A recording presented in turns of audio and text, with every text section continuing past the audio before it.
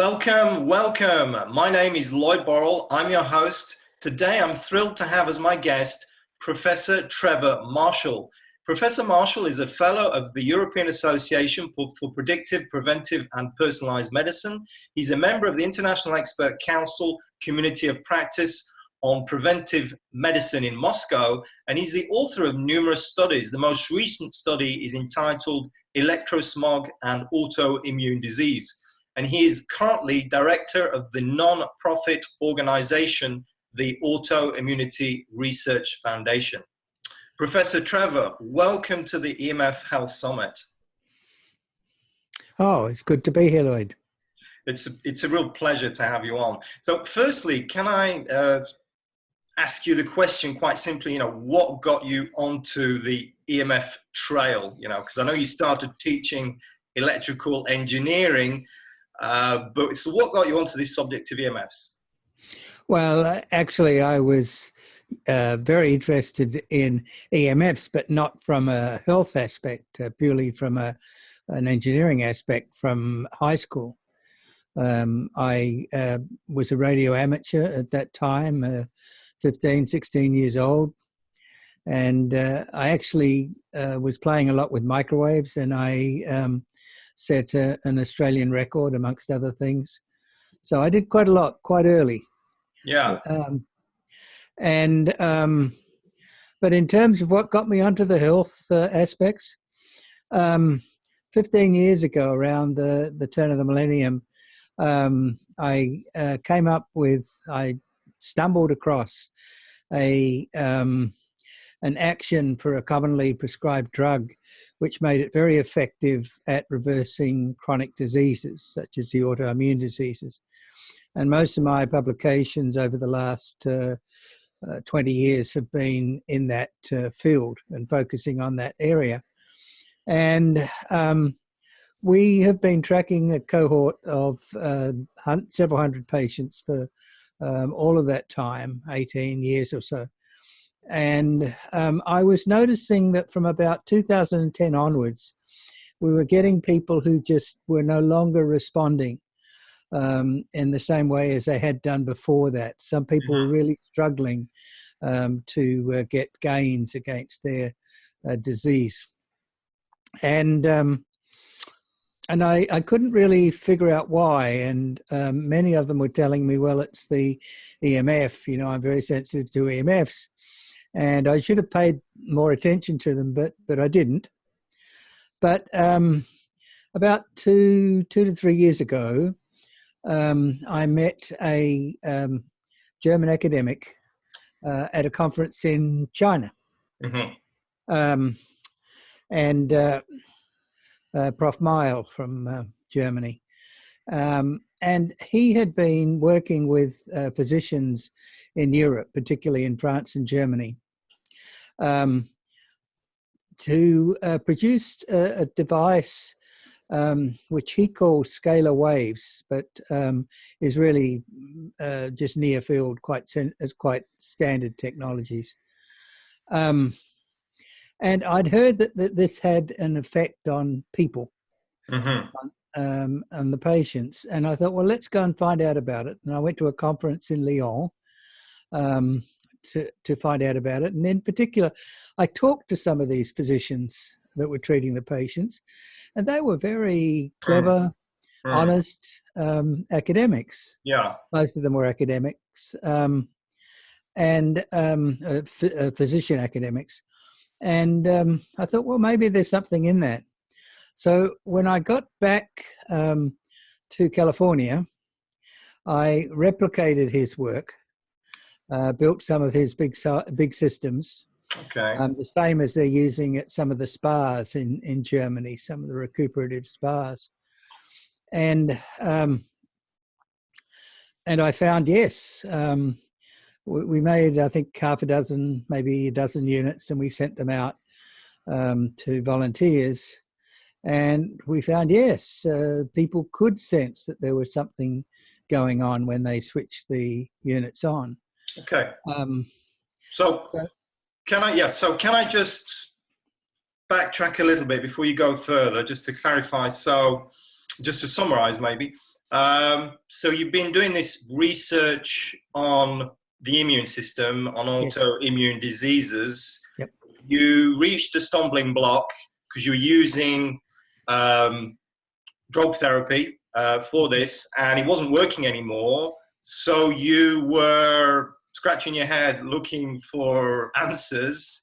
You stumbled across this research by this German gentleman, academic, and you started to experiment with what he'd found by using frequencies, certain frequencies, with the idea being to have a beneficial effect. Is that correct? No, not really. It's nothing like the frequencies that most of us think about these days when we talk about EMFs. Nothing like those frequencies at all. I was interested from an engineering perspective in this case, what was the human body sensitive to? Firstly, was the human body sensitive to anything, because it shouldn't have been. Yes. From standard theory. Yes. And if it was sensitive, what is it sensitive to? Is it sensitive only to cell phones, or what is it sensitive to? Right, because you were taught that, because you're an engineer by training, you were taught that this what cell phones are using, what Wi-Fi using was safe. Agreed? Yeah, absolutely. And I mean, I played with it my whole life. I built transmitters for aircraft beacons and all sorts of RF stuff that didn't do me any good at all, as it turns out. But because of the way that the human body is affected so profoundly by EMFs, it's very hard to tie together an exposure to an effect. I find that the exposure to effect is maybe 4 to 6 hours to get any effect at all, unless it's really strong. I mean, if it's really strong, you just get knocked out. I think everybody does if it's strong enough. But after 4 to 6 hours, seemed to be kicking in. And then my colleagues were reporting, but it lasts for days. And that was the key, that really the worst effects are the next day. And then the effects can hang around for days because it affects the immune system. So just to be clear, you're talking about what I call EMFs, electromagnetic fields. Yeah, these cell phone, Wi-Fi, etc. frequencies, or other frequencies, power frequencies. Yeah. You're talking about these frequencies generally, yes? Yes. Yeah. Talking in general. And I specifically was interested in finding out what they did, if anything. Because most people haven't thought too much about how sensitive the human body is.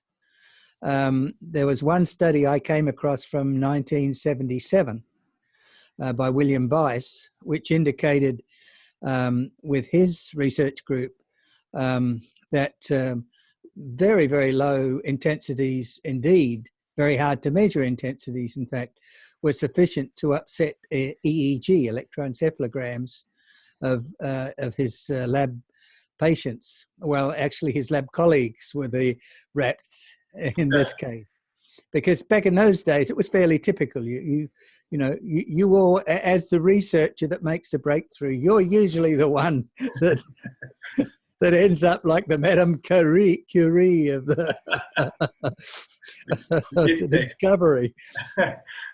So I'd seen his work. I didn't know much about it, but it was sort of interesting to me, how sensitive is the human body, because I keep reading about if you put cell phones up to your ear, it'll cause cancer and things. Yeah, okay, but what about the rest of us? What about the patients that are complaining about just the radiation in the environment between the cell towers and the people? Mm-hmm. At my presentation, or between the cell towers and the cell phones, at my presentation last week in Lisbon, which will be online, I think it's online by the time we go to air.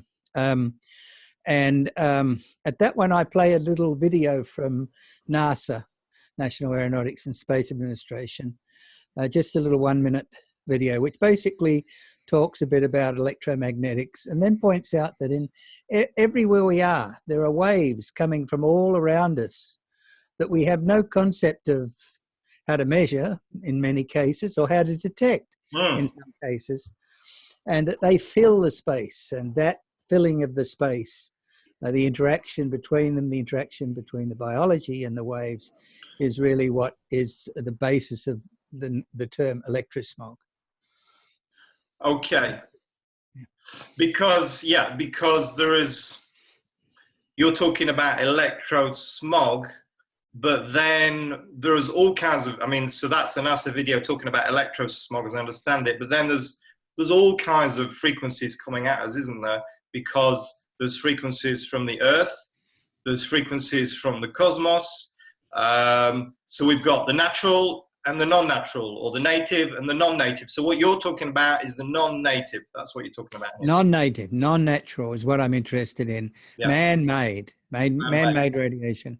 Yeah. And it does. It spans all the way from the bottom end, the magnetic spectrum with power lines, 60 hertz and house wiring. It goes up through the radio bands, the AM radio band, and then goes up to FM, through shortwave to FM, then to radios, and then up to the bottom of the microwave bands where the cell phones are starting to work. Right. And it continues to go up. Currently frequencies up to about 100 gigahertz are usable.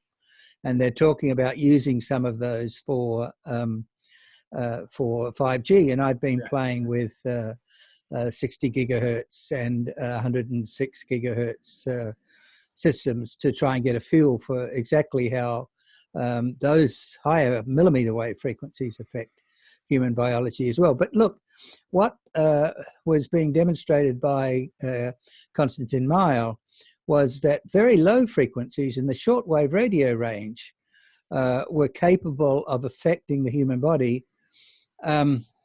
He was saying in a beneficial way, but honestly, I really don't care whether it's a beneficial way or a non-beneficial way, because my outlook is any interference at all is bad. The body can handle the stimulus for which the stimuli for which we have evolved, and if we feel that we can do a better job than the body at regulating the body's operation, then we're deluded. So I'm really interested in identifying that. So I made some of his systems. I've got one here. Got part of one here. And he was using these bright stainless steel balls on the top. And then there was a circuit board down here with, there we are. It's just, okay. Yeah, I can see that. Yes. With a coil, which he calls a Tesla coil, but to me as an engineer, it's just an inductor. Okay. Spiral inductor.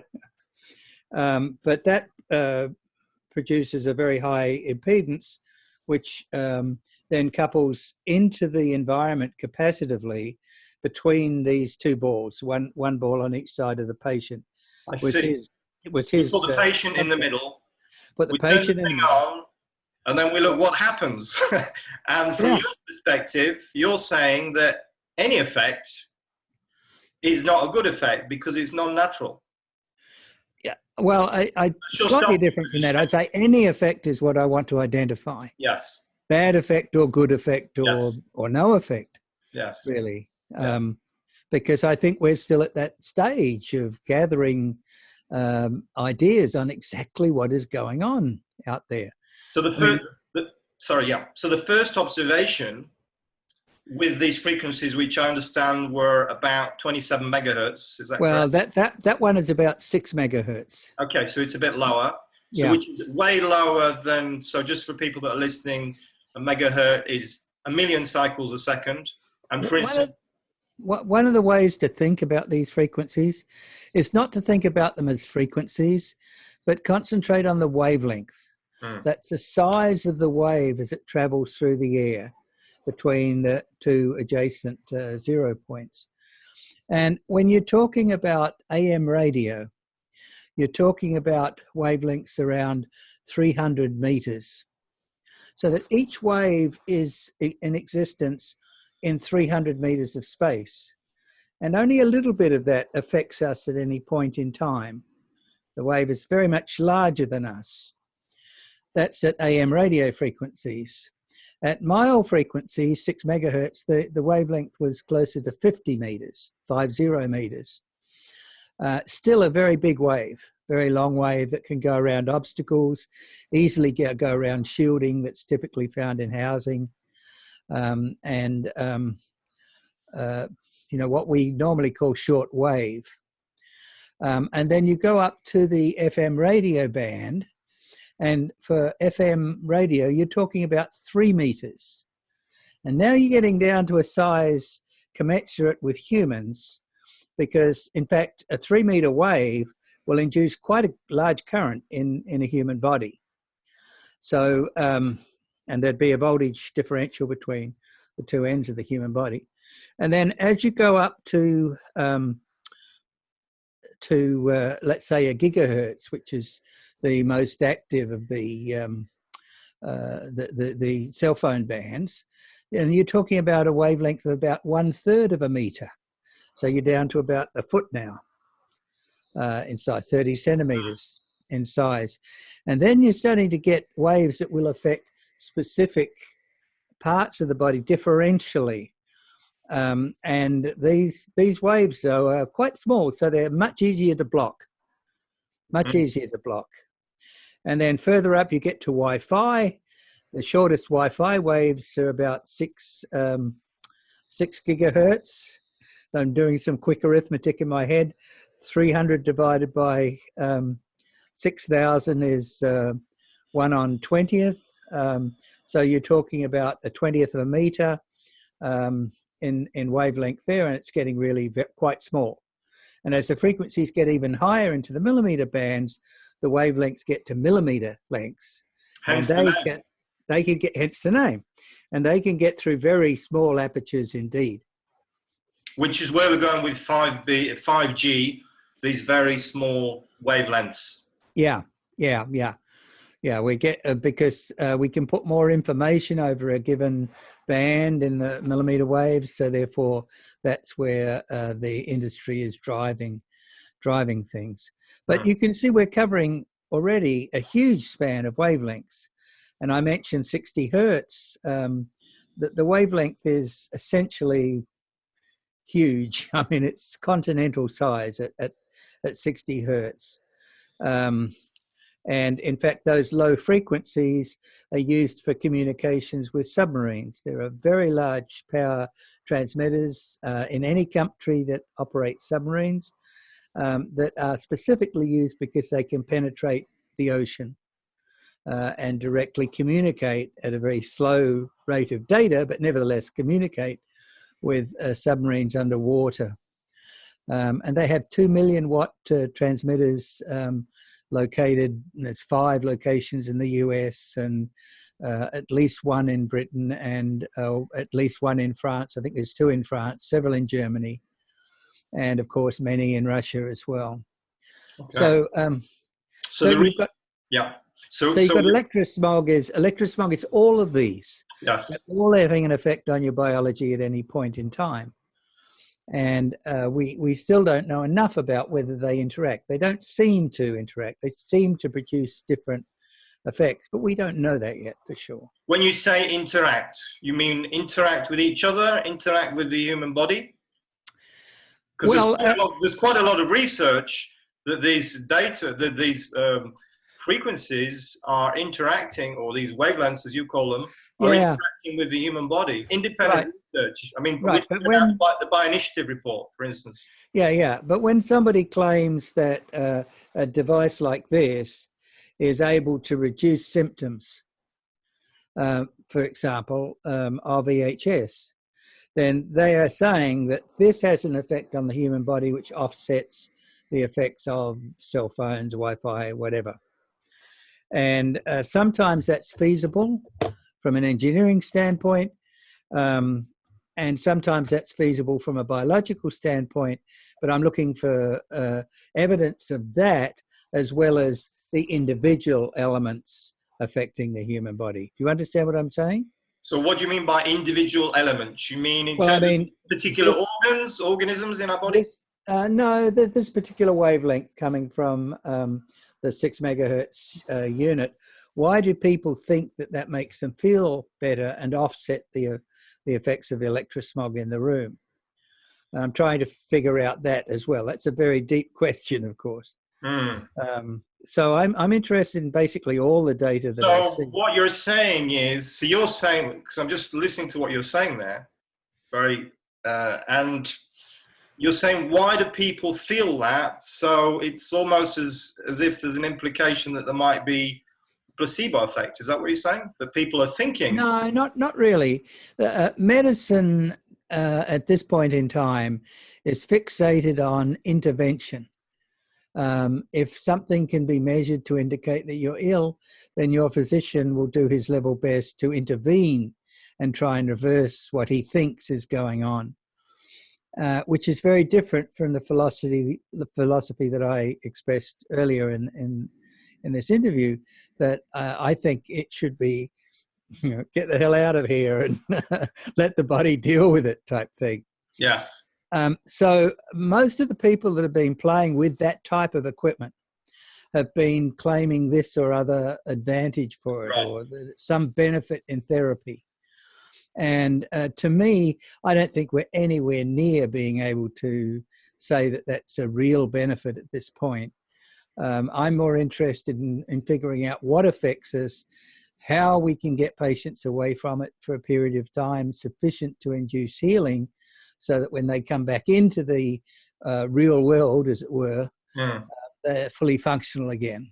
So just to finish off on this point, are you saying that because there's a lot of gizmos on the market, so and which claim to have, and they've done some research, some of them anyway, and they claim they've got certain claims. Let's put it like that. Claims. So are you saying that, buyer beware on these? Is that what you're saying? Oh, absolutely. I haven't found anything at this point that actually genuinely manages to reverse a disease process, either the EHS or the disease that is being exacerbated by the EHS, the inflammation. Right. So, okay. So the quick fix, we're both agreed for the moment. Yeah, for the moment, yes. Be very, very careful. And this is the advice I've always given people. And obviously, at the same time, you need to suck and see, try it for yourself. But because when you're in a real bad way, it's okay as, saying, be careful on that and this. But when you're desperate, I know what that is, because I went through this thing called electrical hypersensitivity or electromagnetic field intolerance syndrome, as we're now calling it more and more. And people do get desperate and they are looking for solutions. So be careful, because at the moment, as Professor Trevor is saying here, it's not black and white as to what the effects of these frequencies and these wavelengths are on our body, on our health. That's right. And what is black and white is they do affect the immune system. There's enough good studies out there now to show that, including our own work. And once the immune system starts getting affected, then it becomes really, really difficult to figure out what's going on. We found this. Right. And when you say affect the immune system, you mean that can be either way? Yeah. Oh, well, I mean, absolutely. Absolutely. Let me develop that. What happens is when your body recognizes that there is a pathogen, for example, a virus that it doesn't like, present, then it generates inflammation. It generates cytokine storm and can make you feel really very, very bad while it's getting rid of that inflammation.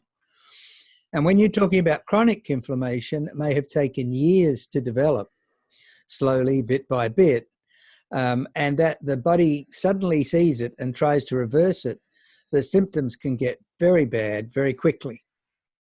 So when somebody who is sensitive to electromagnetics because of some underlying chronic disease inflammatory process goes into a Faraday cage, after a few hours they'll be hurting badly, probably having psychotic effects and wanting to get out as quickly as they can.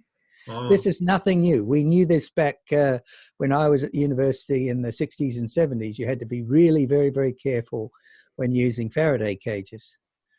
And for the last year or so, that's what I've been focused on, which is, what, why, how, and what can we do about it? Because really the only way to shield yourself from all of these wavelengths is to use a Faraday cage environment.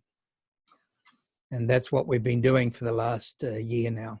Mm-hmm. But to go back to Mile, just excuse me. Konstantin Mile was using this device. I wanted to be able to send this out to volunteers in our cohort. Cohort was pretty desperately ill people, mostly fibromyalgia, chronic fatigue syndrome, chronic Lyme disease, and all of the autoimmune conditions, lupus, sarcoidosis, etc., to see whether it affected them. Mm-hmm. And we put together about maybe a dozen of these in total, large units, just to send them out to early adopters. And we found, hey, yes, there's something going on. So what I did was working with another engineer who had experience in broadcasting. We analysed how this thing worked. Got in contact with an Italian engineer actually that had done a very thorough analysis of how the Mile equipment worked, and I managed to shrink it down to this, which is a little circuit board, just the size of a ruler, drawing ruler. And on that circuit board is a little LED, which when I switch it on, yeah, you can see that. And the 3-digit display gives a measure of the strength of the received signal.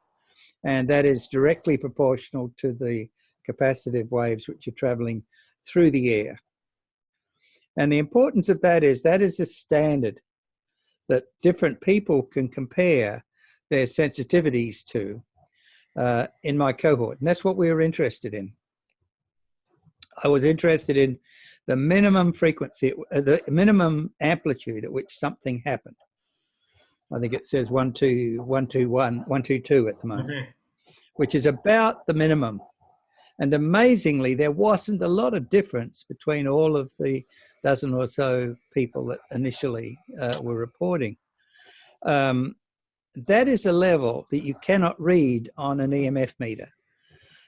It's about minus 90 dBm, and a sensitive gigahertz type EMF meter will go down to 60, 70 maybe. The new Cornet goes down to minus 70 dBm.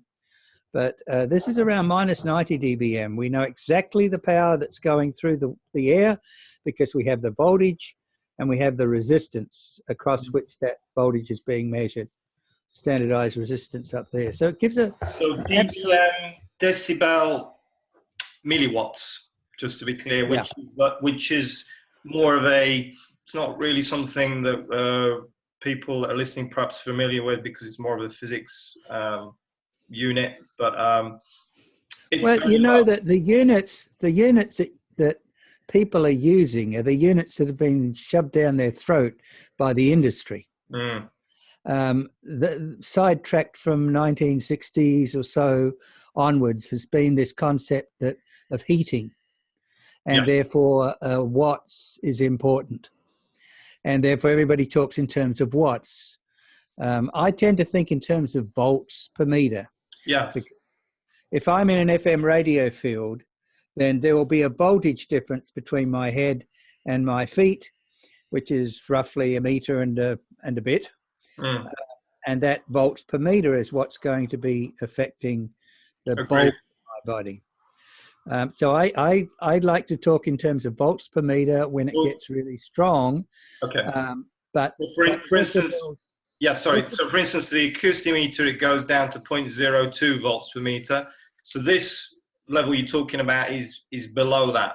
10,000 times less. 10,000 times less. Yes. 10,000 times less than the acoustic meter, which is one of the best consumer meters out there, in my opinion. One of the best consumer meters, yes. It's not all that sensitive.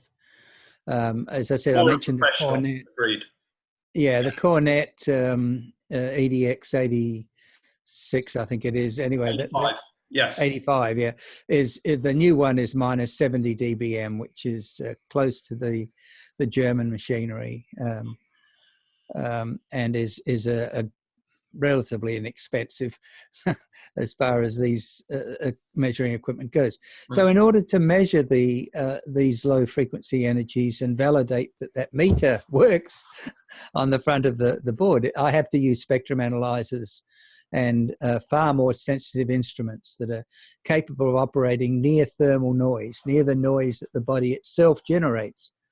Because all of our molecules are moving all the time in the human body.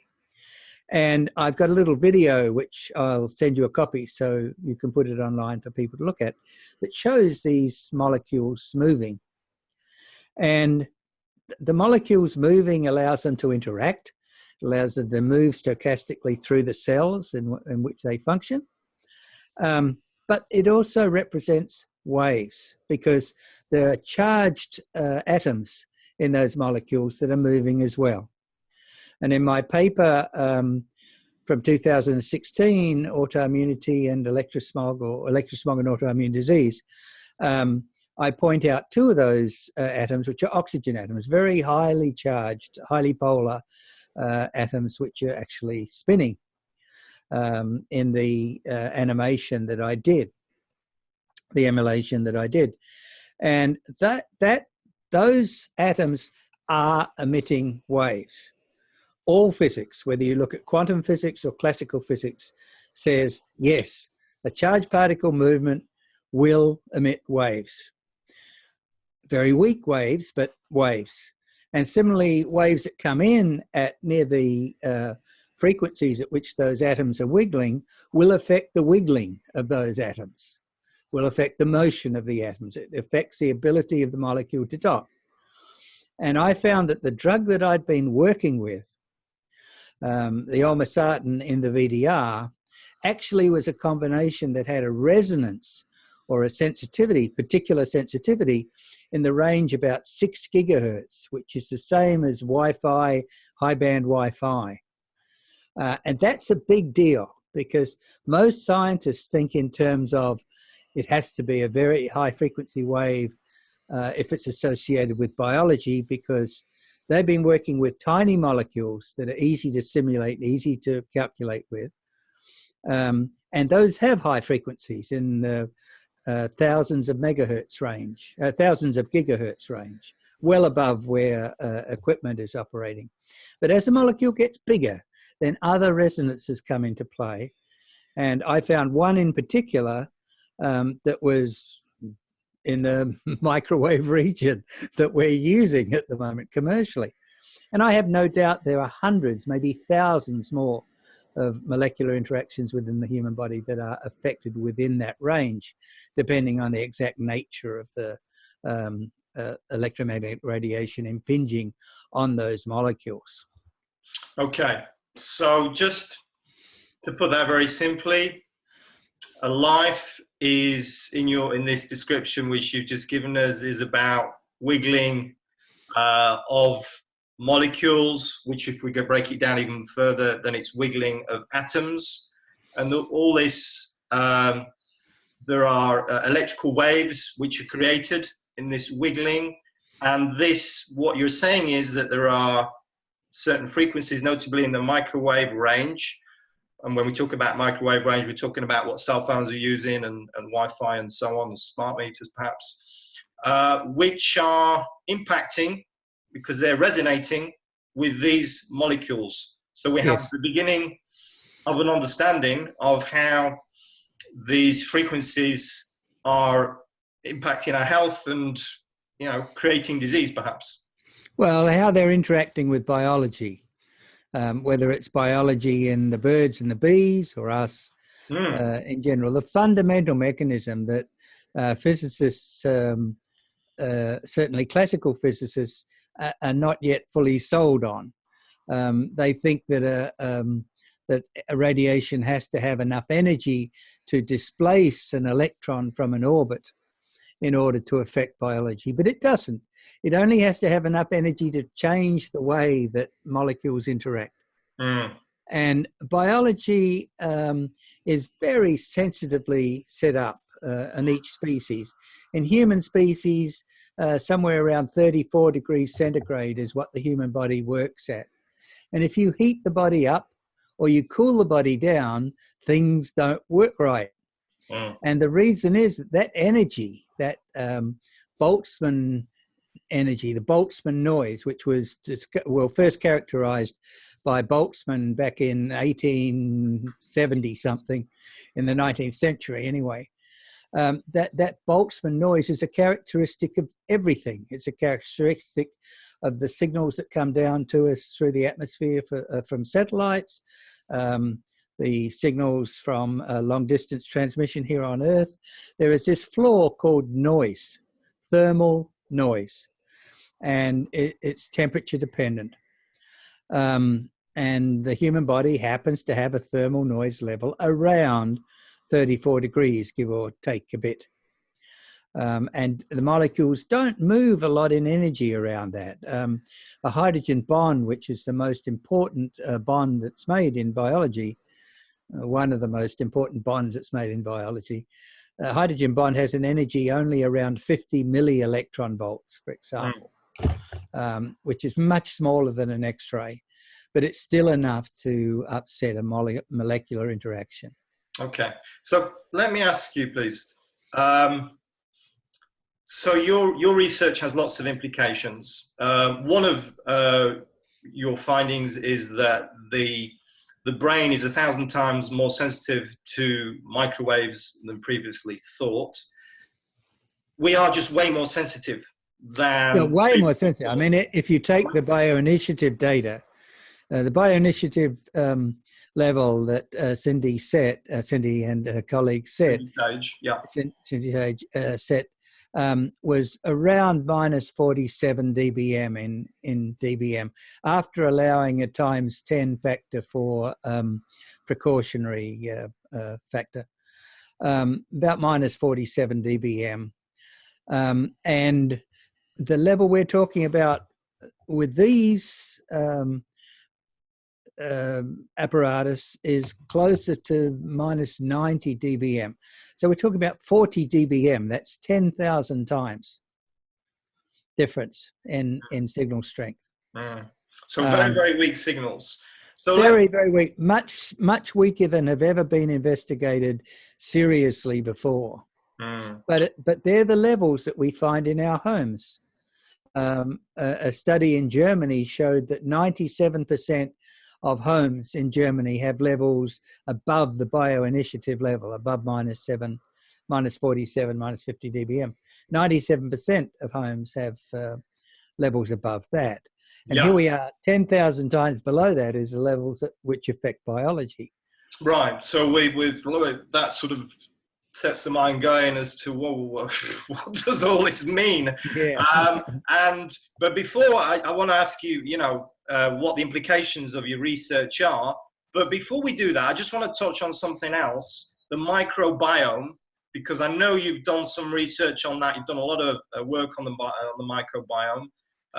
So these microbes, that inhabit our organism, which far greater than the number of cells we have, it's an amazing amount of microbes, which are thought to be beneficial in many, which is partly, it's essential even. My question, okay, shaking his head. So my question is, how EMFs impact the microbiome. So just firstly, what the microbiome is, then your definition, and then how EMFs are impacting that. Yeah, I could spend a whole day on this topic I know, alone, of but I'm course. only going to give you 5 minutes. Yeah, yeah. I had one slide in my slides last week on this topic. And it basically said, go to my colleague Amy Prowell's blog site and start reading because she's done a wonderful job of trying to tie Okay. all of this together with human disease. The leader of the conference that I was at in Lisbon last week made a statement a couple of months ago, which is all disease is the microbiome. And we firmly believe that from everything we've seen over the last 20 years. All chronic disease is the microbiome. You see, we have in us millions of species of microbes at all times. And the healthier we are, the more species we've got.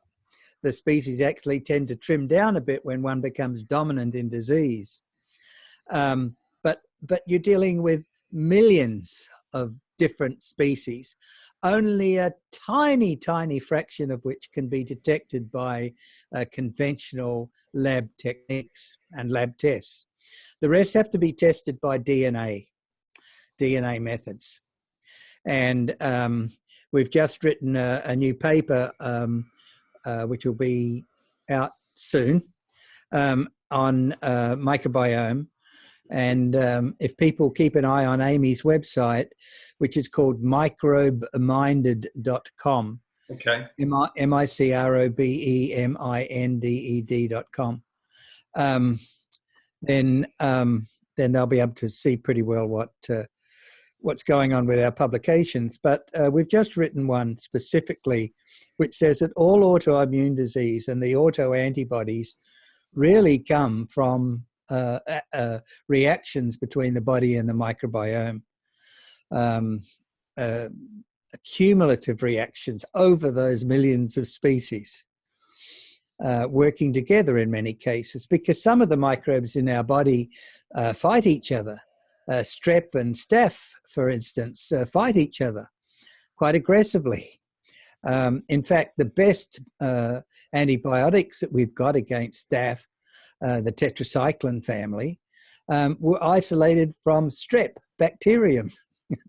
So they're very, very actively antagonistic. Some species, other species are more cooperative. And, it's a total of what happens in the microbiome. Now, most people think about the microbiome as being in the gut. Mm-hmm. And medicine is happy to allow that to dominate the conversation, because as far as medicine's concerned, it can easily sample and measure DNA from the gut by the feces and the urine. It's very easy to get. It's much harder to find out what microbes are in the brain. But there are microbes in the brain, lots and lots of them.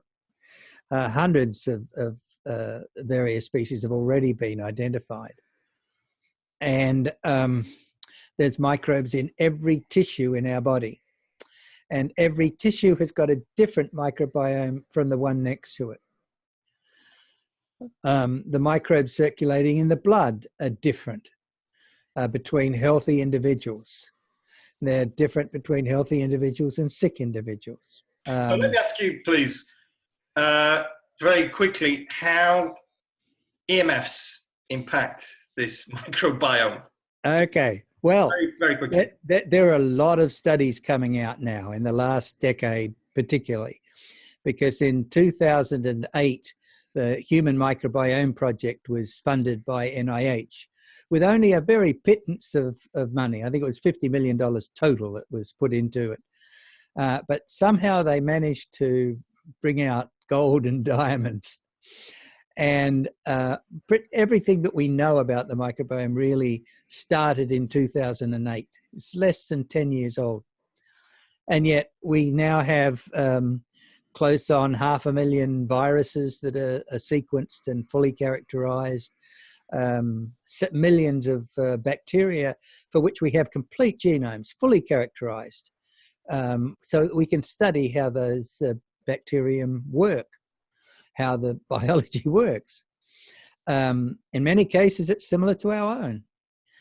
E. coli, for example, has essentially the same glucose metabolism as humans do, going through the same intermediates and the same Krebs cycle. It's quite amazing when you get into it and study it at the level of the gene. So the problem is that we know that microbial colonies communicate with electric signals. Due to work being done by UCSD over the last 4 or 5 years, they've shown that electrical impulses, actual voltages at very low frequencies, do affect what's called quorum sensing. Quorum sensing is a way that microbial colonies signal to each other what size they should be. Are there plenty of nutrients, that sort of thing. And quorum sensing is fairly easy to measure, both in an in vitro experiment and even in vivo.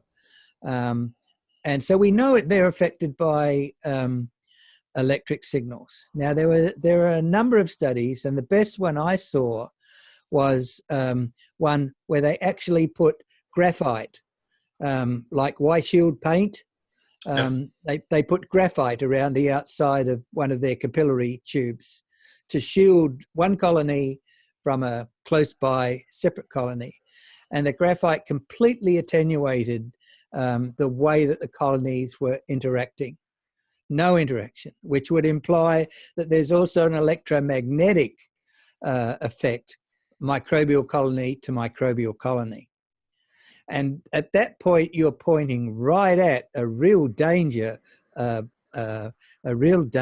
trigger for EHS, for electrohypersensitivity. Because if the microbiome changes in such a way that the inflammation in our body changes, then it could be even more sensitive than the human brain itself to the microwaves. Mm. So the research is pointing to the fact that EMFs impact our microbiome, impact these colonies, as you say, this communication between. So if we can, because people are listening to this and they're looking for solutions. Yeah. So if we could try and address that now, please. So somebody who's listening, perhaps, who's struggling with what we call electrohypersensitivity. So what are your tips? What advice can you give in terms of EMF protection? How we deal with these EMFs? Well, the most important time when the body needs protection is during sleep. During sleep, the body is regenerating, the immune system remains active, and we've found this empirically with the cohort as well as theoretically, that sleep is the time you really need to be protected. So if you're in a home that is not fully shielded, the place to really worry about it is the bedroom. And the best way to... So you're saying the home should be fully shielded, is that what you're saying? Yeah. The environment of the person, if they're electrosensitive... Oh, sorry, just for who? The general population, or we're talking about somebody who's VHS? What we found was that when you concentrate on people who are sick, which was our cohort, when we sent out these things, a majority, nearly all, but certainly a majority of people were convinced that it did something, either good or bad, but it was doing something. Then we did our experiment with the sleeping caps, which I've got over here. The sleeping caps, which are basically just silver shielded fabric. Okay.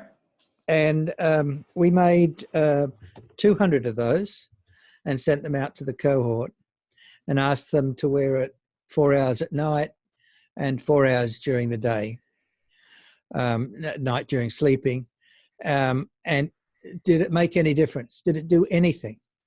And yes, it made a significant difference in 90% of the volunteers. That's a big number. It doesn't matter how you crunch the data. It doesn't matter how many provisos and doubts you want to express.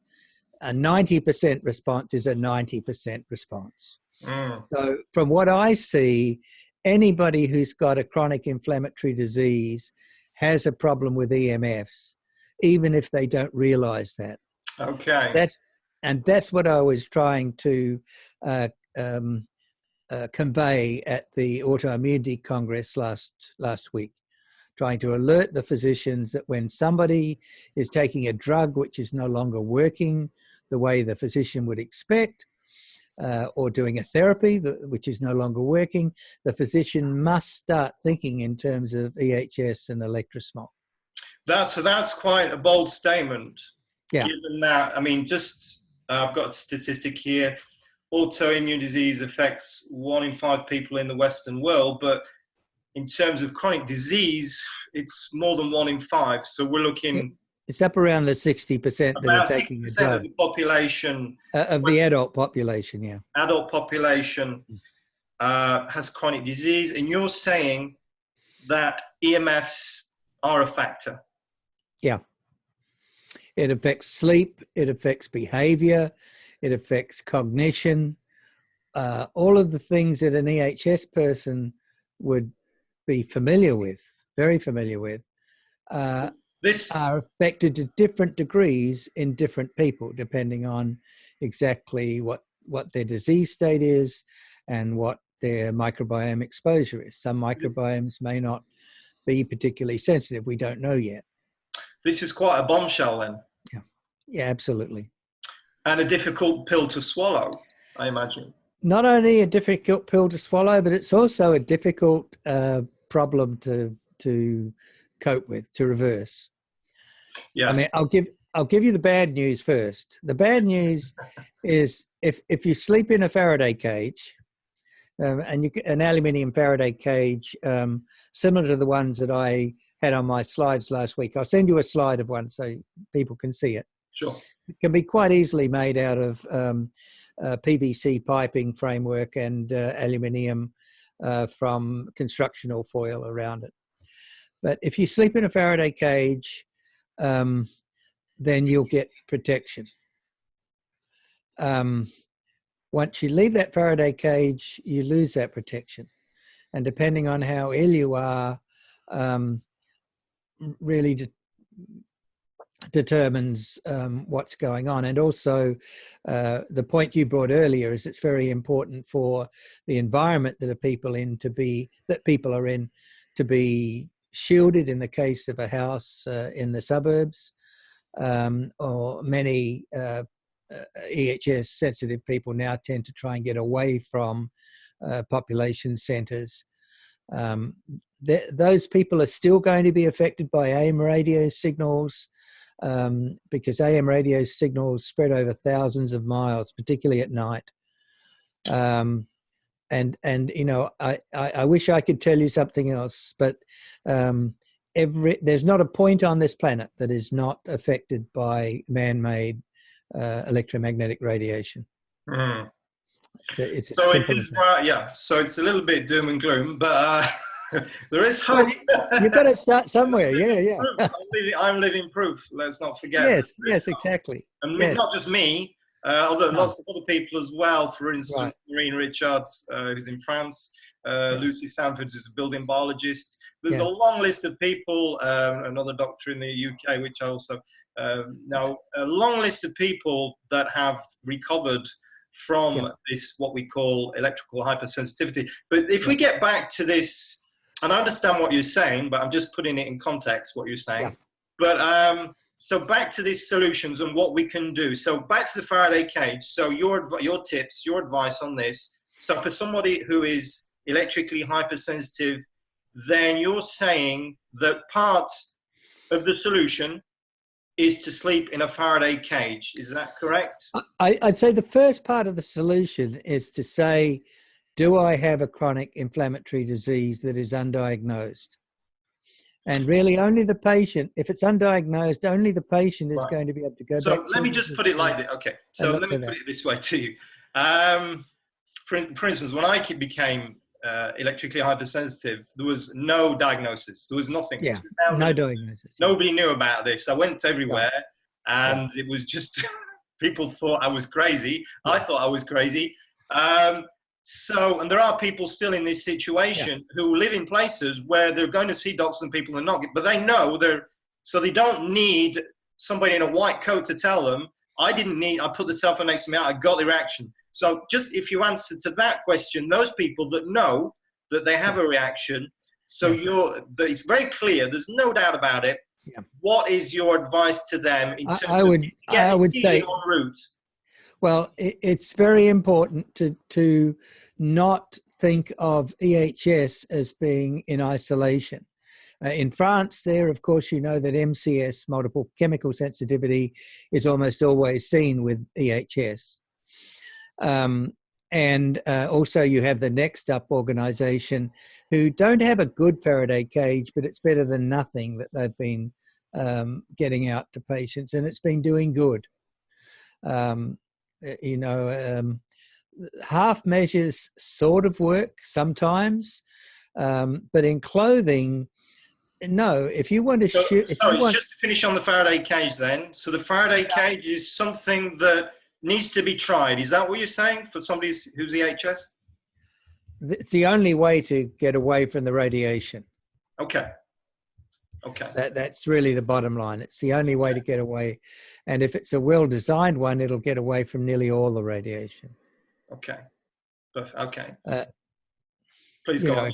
If you've got a Faraday cage that you cannot receive AM radio inside, not FM, but AM radio inside, then it's a pretty good Faraday cage. And most of the metal Faraday cages will be like that. Unfortunately, the silver fabrics that we're using are not low enough resistance to be really effective at these lower magnetic frequencies, AM band and below. So just to finish on the question of the Faraday cage before I asked you about personal shielding. Yeah. It's not, because I know I'm reading between the lines, but what you're saying from the beginning is it's about nature and we can't outsmart nature. Yeah. Living in a Faraday cage there's nothing natural about it. So presumably we're talking about short to medium term measure. Well, I don't want to overemphasize the nature side of things, because then when we're talking to people who need to listen to us, they tend to think, oh, this is another natural healing type person. Yes. And we know that doesn't work, type thing. No, I look at it a different way. I think that it's absolutely impertinent of us at this point in time to think that we can do a better job than our bodies can do. Okay. That is we just know so much about the size of the microbiome, the complexities of the way the molecules interact now, and even about water itself. Okay, agreed. But in terms of the Faraday, in terms of this question, so people, I get that, but in terms of this, so the Faraday cage is it short term, medium term, long term? Are you saying? We've now got data over about a year, between 6 months and a year, on the early adopters for the Faraday cages.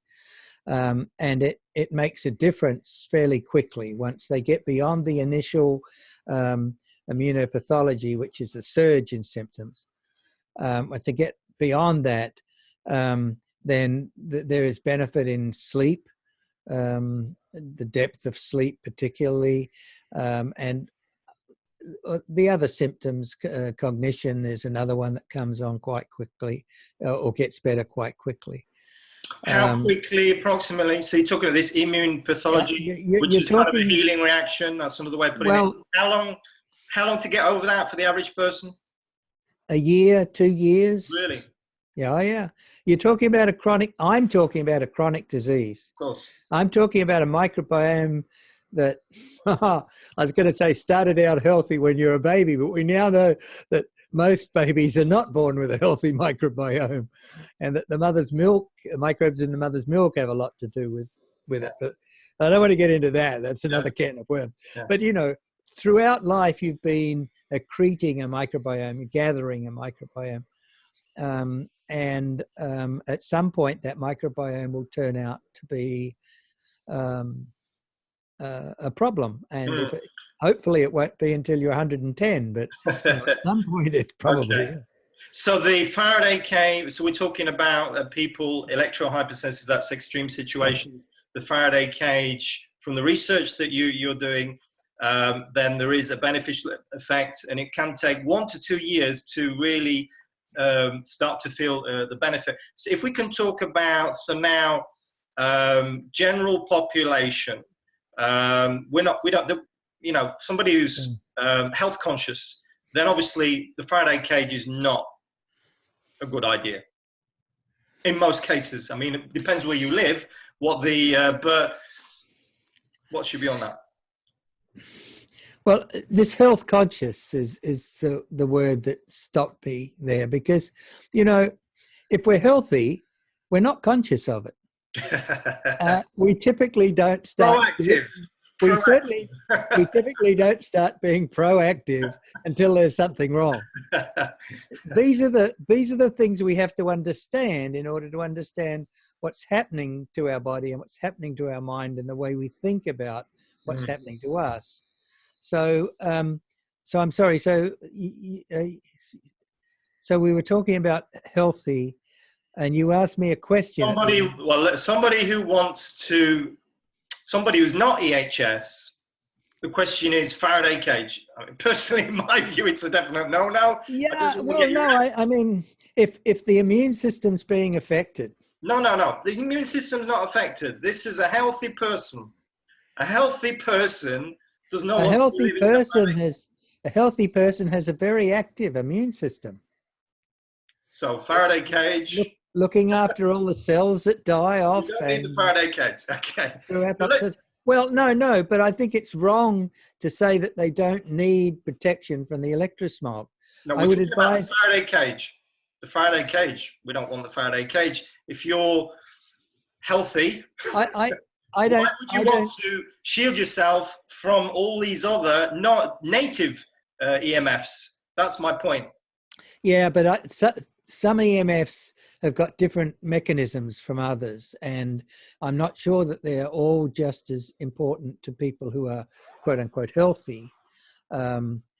Obviously, things like the microwaves, you don't want to be using cell phones near your bed, for example, anybody, because it's just asking for trouble. It's asking for a microbiome to develop that is far more aggressive than you've currently got. So I think it's wrong for us to assume that healthy people don't have to worry about this electrosmog problem. I think we all have to worry about it. Well, but so those if I can take you on your word now. So worry, no, but certainly be aware, and that's really the point of my EMF summit here, Health Summit, is to raise awareness on this. So it is very important that we be talking about this and people be aware of these potential dangers. Yeah, that's right, and they humour anybody in their family that does need to use a Faraday cage in order to get the quality time during the daytime. Okay. Can we talk so about shielding then? From what you've done, the research you've done, what are your recommendations on that? If you want to shield the human body, it has to be a total shield. It has to be a total coverage. So you start with a hoodie, and a hood that focuses right down when you get into a difficult situation that you can tighten right up to just a little hole big enough to see through. A hoodie going through down into trousers, and people that are really sensitive may even need both gloves and also socks until they start to lose some of the sensitivity. That's not necessary forever, but it is basically necessary to shield every part of the human body, because somehow, whether it's along the nerves, through the blood, however it happens, somehow the energy that hits anywhere on the human body is is reflected elsewhere in the human body. And what gave us that information was these things. Because people that have fibromyalgia pain in the base of their spine found that the best effect from these things is near their head, not down by their spine. The way the body conducts the energy, deals with the energy, we really don't have any great concept of yet. There are a number of people that think that it's conducted through the blood and the water and the fluid. Others that think it's necessary to go down the nerves. So, in terms of the sleeping cap, for instance, which you just showed me, as a healing modality. No, it's not a healing modality. It's an experimental modality. It's an experimental modality, right? The healing modality is the hoodie covering the neck region, particularly up to there, and just with the face exposed.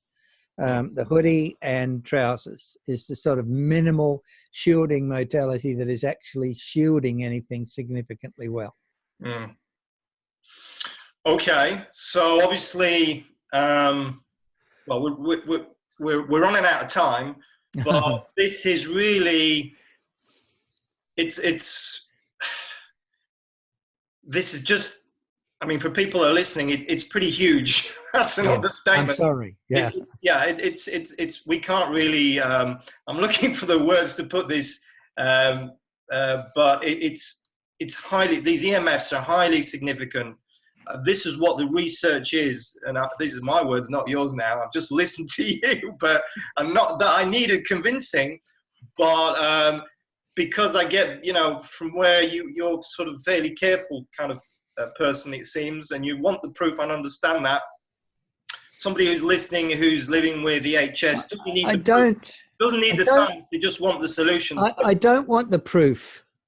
I don't want proof, because what we consider today as proof is rubbish. It's statistical rubbish. I want the understanding, because that's where science used to be in the 19th and 20th, early part of the 20th century. That's where we made the breakthroughs. That's where we found the most of the antibiotics and even the steroids like prednisone, with all the harm they've done. Nevertheless, they were a breakthrough.